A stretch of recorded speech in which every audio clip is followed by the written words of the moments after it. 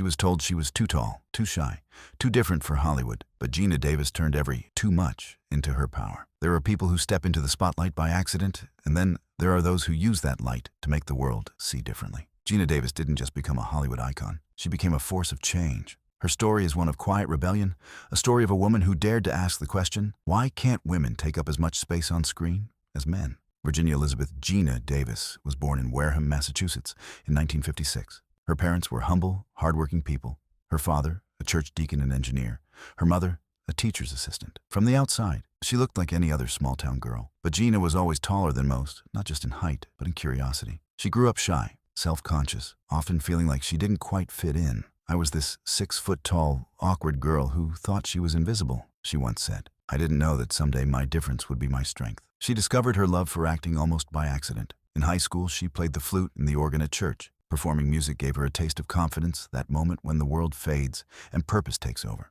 She went on to study drama at Boston University, where she slowly found her voice, her body language, her ability to inhabit other people's lives. But even then, she didn't believe she could make it big. She was told she wasn't the type. Too tall, too quiet, too different. The industry wanted predictable beauty. Geena was extraordinary instead. After graduation, she moved to New York City, working as a model to pay her bills. There, she caught the attention of director Sidney Pollack, who cast her in Tootsie, 1982, a comedy about gender roles that, ironically, mirrored her own life. The role was small, but it was the first crack of light through the door. I remember thinking, if I can just get one line right, maybe someone will notice, she said. People did. The tall girl with the awkward charm had arrived. In the years that followed, Geena Davis began to shape a career built on contrast strength wrapped in vulnerability, humor mixed with intelligence. Beetlejuice made her a star. The Fly proved her range. The Accidental Tourist won her an Oscar. And then came Thelma and Louise, the film that would turn her into a symbol. When Thelma and Louise hit theaters in 1991, audiences weren't ready for it. Two women driving across America,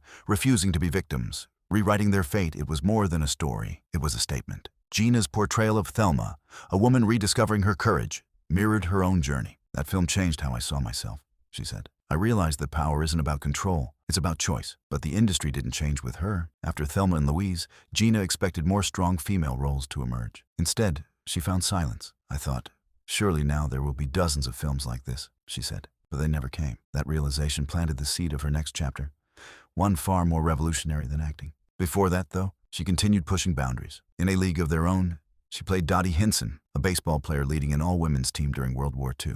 The role required athleticism, grace, and emotional depth. Everything she had been told, she wasn't. She trained for months, learned to play real baseball, and performed most of her stunts. The director said he needed someone who could throw like an athlete, she laughed. I didn't know I could, until I did. The film became a classic, proving that women's stories could be entertaining, emotional, and commercially successful. Still, Hollywood often boxed her in. Roles grew fewer, scripts thinner. But instead of fading, she pivoted. She studied how the system worked, not just from the outside, but statistically. Geena began noticing patterns others ignored. In animated films, male characters dominated screen time. In live-action films, women were still side characters. Even in children's content, where imagination should be limitless, gender imbalance was rampant. The more I saw, the more I realized it wasn't personal. It was structural, she said. This insight birthed something groundbreaking. The Geena Davis Institute on Gender in Media. Founded in 2004, it became a research-driven organization that analyzed gender representation in film and television. Its mission was simple, but radical.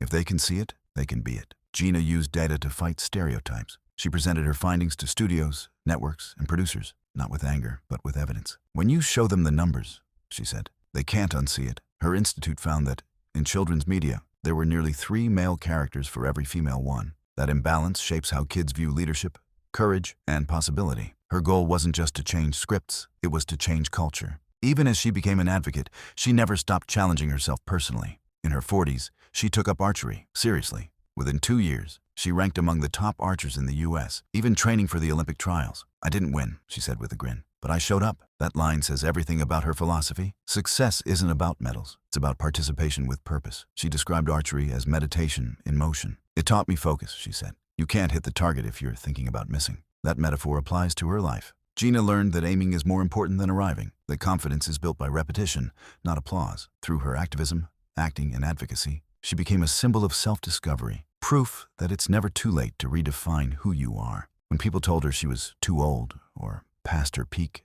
she responded with action, not arguments. I didn't want to prove them wrong, she said. I wanted to prove myself right. Her work began influencing real change. Hollywood studios started consulting her institute before releasing major films. Female representation in children's media slowly began to rise. The girl who once felt invisible had become a catalyst for visibility. In her own words, "You risk everything when you risk nothing." That quote became her mantra, a challenge to herself and to anyone listening.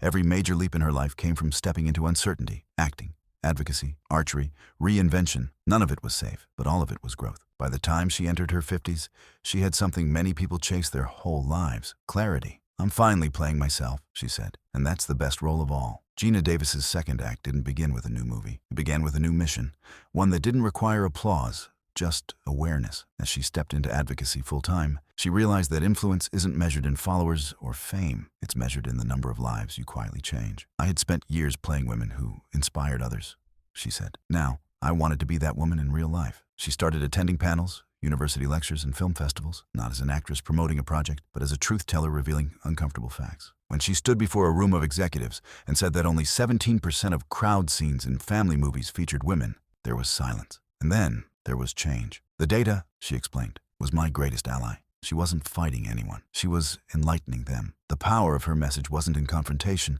but in clarity. As her work gained recognition, something remarkable happened. The same Hollywood that once underestimated her now invited her to lead the conversation. Studios began reaching out to her institute to assess gender balance in upcoming productions. Creators started asking how to make their stories more inclusive. Slowly, the system she had quietly challenged began to bend. "We didn't demand change," she said. "We proved it made stories better." What makes Geena's journey so powerful isn't just her activism, it's her mindset. She believes confidence isn't something you're born with.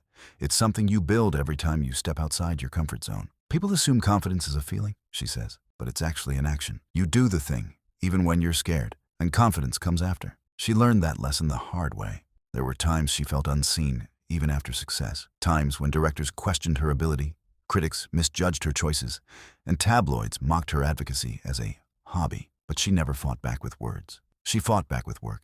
She turned every doubt into direction. "Doubt," she says, "is the universe testing your belief in yourself." One of her biggest beliefs is in timing, that everything unfolds when it's meant to. In her 40s, when roles slowed down, she could have disappeared quietly. Instead, she used that silence as strategy. She built something far more lasting than a filmography, a legacy. Her institute now works with universities, streaming platforms, and global organizations. The phrase, "if they can see it, they can be," it became more than a slogan. It became a compass for an entire generation of creators. But even while changing the system, Geena continued changing herself. She speaks often about the importance of unlearning perfectionism, that quiet poison that convinces people they're never enough. "Perfection is the enemy of courage," she says. "If you wait until you're ready, you'll never start." That line resonates not just with actors, but with anyone standing at the edge of a dream, hesitating. Her daily life reflects that philosophy. She meditates each morning, practices gratitude, and writes what she calls power sentences, reminders of who she's choosing to be today. One of them reads, "Be curious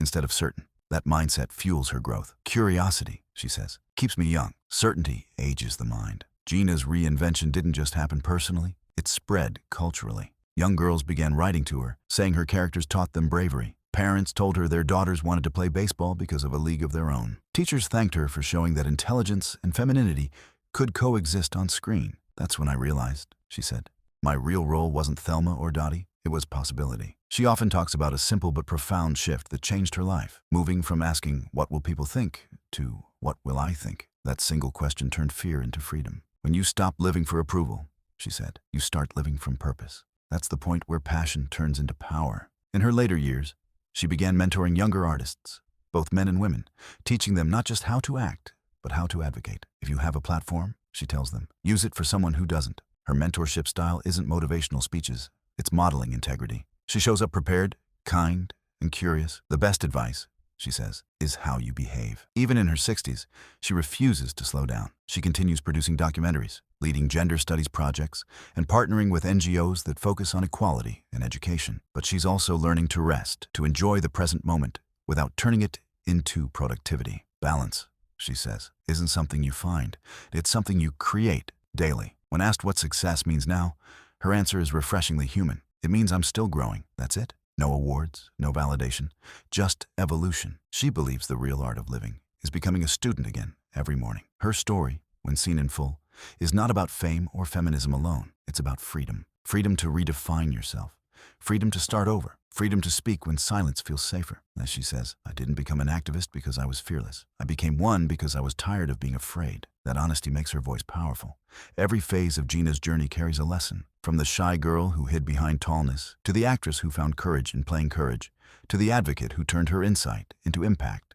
She embodies transformation. Her life whispers a universal truth. Visibility isn't vanity, it's validation for those still unseen. When she looks back, she smiles at the irony. The very qualities that made her feel like an outsider became the pillars of her purpose. Her height, once awkward, made her unforgettable on screen. Her shyness, once a weakness, turned her into an empathetic listener. Her intellect, once labeled intimidating, became her instrument for change. Everything that made me different, she says, was preparing me for the difference I was meant to make. She continues to challenge the entertainment industry to think bigger, not just about gender, but about diversity, age, ability, and representation. She believes stories shape society more than any policy can. If you change the stories we tell, she says, you change the way people see themselves. That's the core of her mission, not fame, but fairness. Even in interviews, she radiates the calm confidence of someone who has nothing left to prove. I'm not competing, she says, I'm contributing. That shift in language, from competition to contribution, is the essence of lasting fulfillment. In recent years, she's received countless awards for her advocacy, from the Academy's Humanitarian Award to global honors for gender equality.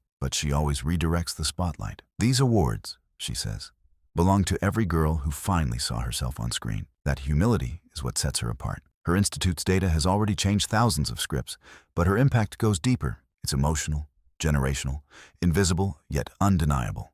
The young girl watching TV in a small town today doesn't know Geena personally, but she feels her influence every time she sees a girl saving the day instead of waiting to be saved. That's legacy. When asked what she still dreams of, she said something profound. I dream of a world where my work is obsolete, where equality is so normal, it doesn't need advocacy. That's how visionaries think. They work toward the day they're no longer needed. Her journey teaches that transformation doesn't require permission, just persistence. That bravery isn't loud. It's quiet consistency in the face of doubt. That change isn't instant. It's brick by brick, truth by truth, word by word. So when you doubt your power or feel unseen, remember her story. Remember that the same woman who once thought she was too tall, too awkward, too quiet became a global symbol of visibility. Remember her quote, "You risk everything when you risk nothing." Because growth demands risk, confidence demands courage, and purpose demands patience. Geena Davis didn't wait for the world to open a door for her. She built one and then held it open for everyone else. Her legacy is proof that you don't have to be loud to lead, famous to make change, or perfect to be powerful. You just have to show up again and again with the belief that your difference is your destiny. And maybe that's the greatest lesson of all, that greatness isn't a moment. It's a lifetime of choosing to stand tall, even when the world tells you to shrink.